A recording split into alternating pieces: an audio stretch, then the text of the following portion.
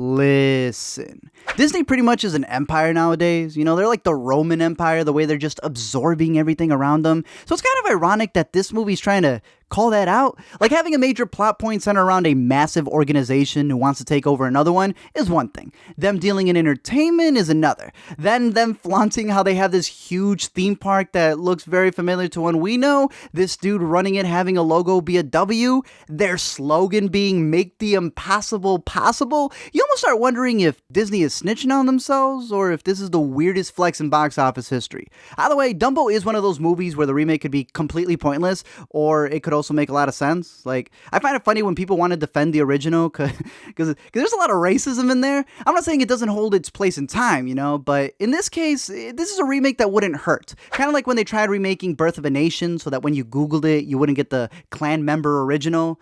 And then other things happen there. But I'm telling you that as cynical as I am, as someone whose cartoon culture has been getting appropriated through these live action adaptations, I still went in there looking to have those same magical emotions I had when I was but a sketch. You know, when you sit there and you forget that you're actually in a movie theater, but you believe you're actually in another world. Those same feelings I got when I personally saw Big Fish when I was younger, not knowing if it still holds up. But let me tell you, when that elephant soared past me in IMAX 3D, I'm not gonna lie, I felt them again.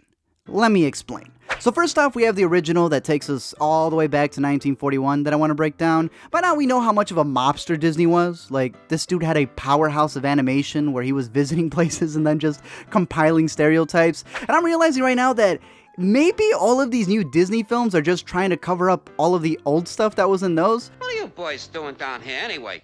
What are we doing down here? Well, hear him talk. Fly up a tree where you belong. So the original starts off with all of the babies being delivered to their respective parents, which, if you were to ask some of my friends who didn't finish high school, that's not how it goes. Mrs. Jumbo, however, didn't pay for the 2-day shipping for her little elephant, so it gets delayed. And the moment he arrives, everyone just starts grilling him. Jumbo?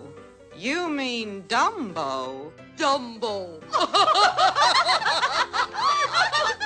What I didn't realize was that Dumbo isn't even his original name. His original name is Jumbo since he's supposed to be a junior. And yet on the poster, we're still calling him by his name that he was getting bullied by. That's like calling Fury Nick. Little Jumbo then gets picked on by these fools who look like the kid from Mad TV. He's getting grilled by those damn soccer mom elephants who do nothing but gossip. Things get so heated at one point that Mama Jumbo has to get restrained as she's defending her child. And that's where this mouse comes in, trying to help Jumbo reconnect with her. It's pulling an Inception on the ringleader, whispering sweet nothings into his ear as he sleeps. And who is your climax? The little elephant with the big ears. The Wiles, mightiest midget. So P.T. Barnum then decides to put Jumbo out there for a sketch where a house is burning down, and in his first performance, he literally brings the house down. Then we have whatever the hell this is happen, and whatever the heaven this is takes over. And then Disney decided Dumbo and the mouse should get drunk and go on a... It's weird. It's really weird. This scene, of course, never happened, but if it did, it would have led Dumbo to Spider-Versing off a ledge, causing him to realize that he could fly, setting forth a sequence of events where he nuts the audience, makes the circus so much money that he gets that Mariah Carey insurance for his ears, and then gets reunited with his mama as they live happily ever after, and Disney gets freeze. Framed. Baby of mine. Now, if the original focused on Dumbo, the remake kind of just makes him like the catalyst of the story. Now, I know I'm in the minority when it comes to giving this movie a junior prize, but like, this movie's got that Christina Aguilera Hurt aesthetic. I guess what's funny, especially when you look at Tim Burton's filmography, is how period pieces are different depending on when they're filmed, if you know what I mean. Like, a movie can take place in the 50s, but depending on when it was shot, it's different. Like, a movie taking place in the 50s, but it's shot in the 80s, feels a certain way. In the 90s, they're adding whatever we were doing then. Early 2000s, you can tell some references. And now in the late 2010s, you can see that there's some things that are getting slipped through that have nothing to do with the 1940s for this specific movie. And we're adding things that we're going through. Like, they had the audacity to include Michael Buffer to announce the circus just so he could say, "Let's get ready to Dumbo." I personally felt the Queen line, or at least the way it was phrased, felt more like something we would say in our period. Calling him Big D in the 40s is something we shouldn't even do today. And you can tell they wanted to push a message with this little girl, because she was yelling about her rights to the people who agreed with her. Now, when I saw this girl, all I thought was that she looked like a miniature Maeve from Westworld, and it turns out she really is a miniature Maeve. I don't know if she's just taken after her mom's robotic roles, but she is a kid, so I didn't really hold it against her. She is also the only one who respects the elephant and calls him Jumbo, you know. Little girl practically is a replacement for the mouse's character who's looking out for him, while everything else from the original gets like an awkward homage. Like, you know how comic book movies have those scenes where a character just awkwardly acknowledges an Easter egg from the comics, but if you've never read a comic, it makes no damn sense? Well, in this movie, they have the stork just randomly standing there as an homage to the cartoon. Dumbo randomly appears under hay to, I don't know, keep the magic that he was delivered. The trippy elephant scenes get put in there in a Baz Luhrmann-like scene. I can just imagine people who haven't seen the old version just sitting there going, the hell are we zooming in on these people for? That said, if there was one remake that blends in diversity well, I'd say it's this one. You know, you got the setting and the people who went with the circus completely making sense, and it would feel like an outcast girl's perspective during this time. Minus the ears, of course, but they give a justification for also calling him Dumbo, because Jumbo might make him sad as it reminds him of his mom. I'm not buying that.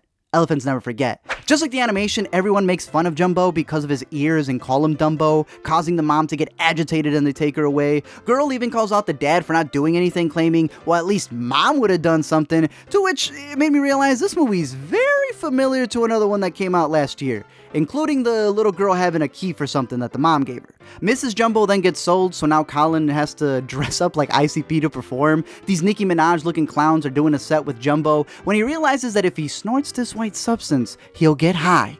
And the show becomes a hit. Like, imagine if you went to the circus, right? You're at freaking Barnum and Bailey, and an elephant just starts flying. Now imagine how crazy it would have been back in those times. Like, Michael Keaton's character rolls up halfway through the movie, and all the people surround him going, whoa! A car. Besides it being a neat Batman Returns reunion, this is actually where those Disney parallels come into play. Van Devere and his crew want to buy out the Medici circus specifically to get certain properties. You know, he wants to showcase the biggest act at Dreamland while cutting out the more independent acts in order to make room. So if this is a way for Disney to try to cancel Disney, then that's the most Disney thing I've ever heard of. You know, it's just them trying to get ahead of it like they did the James Gunn thing. I see you. What gets me in terms of the story is that the live action really emphasizes on his ears. Like, they are adorable, but they're way more obvious how big they are, making it easy for all these people to make fun of him. But the moment they start making money off of Jumbo, all of a sudden everyone cares about him. And that just got me thinking, man, there are a lot of people out there who I may not know what your name is or where you're from. I don't know what your passion is, but if people have been putting you down, all you have to do is believe. The family then decides to go visit the theme park, but they should have realized it was a no-go when one of the employees is wearing elephant skin boots. Like, I'm Mexican. I've seen a variety of boots. Elephant skin? Eva Green also plays a performer who's questioning why she hasn't been in a Tim Burton movie earlier, but she gets paired with this linebacker of an elephant who's supposed to fly around with her on her back for the show. Now, the special effects in the movie I thought were okay. I thought they were pretty good. Except when a human tries to interact with them. Then it's garbage. In fact, the whole second act, as much as I had fun with the movie, it's just wild. Like, it turns out Eva's character isn't even evil. She's just with someone who is evil. Colin Farrell is missing an arm because of the war. And I kid you not, they give this man a hamburger helper hand for it. There's another scene where a worker comes in to let them know that they're about to kill Dumbo's mother. Oh, and she's not going to survive. Dumbo hears his mom and pulls a prison break. The Medici group then assaults two officers as they pick the one dude who has one hand to free solo up the tent and cut it open. They end up destroying the entire park as it burns to the ground. And all I could think of was, imagine being that family, that dad who saved up the entire year to take your family to this park, and then all of these shenanigans happen on the day you're there. Worth it. Now, in order to prove to Jumbo that he could fly without the feather, the little girl decides to toss her mother's key that she's been holding on to for years. I was like, I don't know about that, because while it did motivate him, I'm just imagining 5 years later when they find this treasure chest and everyone's just looking at the little girl like, so where is it? Legit, Dumbo flies away and goes over Dumbo, I guess just to say that Dumbo was a Dumbo, and then they decide to send him to the set of the Jungle Book so he can live happily ever after with his mama as the Medici circus continues and Disney sets out to remake every animation ever.